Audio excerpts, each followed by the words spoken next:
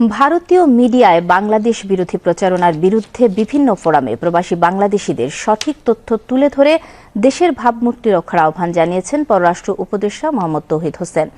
আজ রাজধানীতে centre for non resident বাংলাদেশে আয়োজিত লক্ষ্মী মিশনের ফোর্স কমান্ডার সাবেক মেজর জেনারেল ফজলে এলাহি আকবর বক্তব্য রাখেন। এ সময় বিভিন্ন ব্যাংকের চেয়ারম্যান, সিইও এবং ব্যবস্থাপনা পরিচালকগণ উপস্থিত ছিলেন।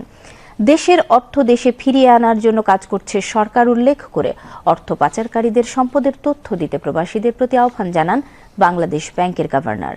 বাংলাদেশকে ব্র্যান্ডিং করতে চাইলে প্রবাসী বাঙালিদের স্থানীয় রাজনীতির সাথে যুক্ত হতে হবে বলে মন্তব্য করেন পররাষ্ট্র উপদেষ্টা।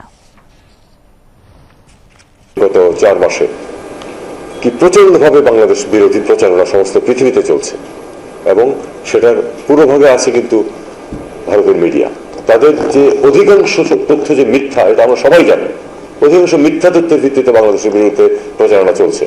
তাদের প্রচারণা দেখলে মনে হবে যে এখানে যুদ্ধ অবস্থা বিরাজ করছে, হিন্দুদেরকে সমানে কচিকাটা করা হচ্ছে এবং তাদের বাড়িঘর সব লুটপাট করে ফেলা হচ্ছে। এই ধরনের একটা ইমেজ তারা কিন্তু সৃষ্টি করার চেষ্টা করছে এবং সেটা প্রপাগেট করছে ভারতীয় ডায়াসপোরা সমস্ত পৃথিবীতে।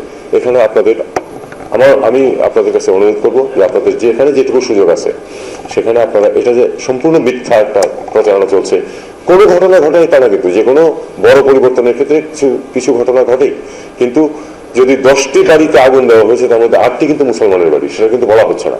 2টো হিন্দুর বাড়ি, যেটা তারা রাজনৈতিক পরিচয়ের কারণে হয়েছে, এটা তাদের কিন্তু ধর্মীয় পরিচয়ের কারণে হয়নি, কিন্তু সেটাকে প্রচারণা চালানো হচ্ছে যে ওই 2টো হিন্দুর বাড়িতে আগুন দেওয়া হয়েছে।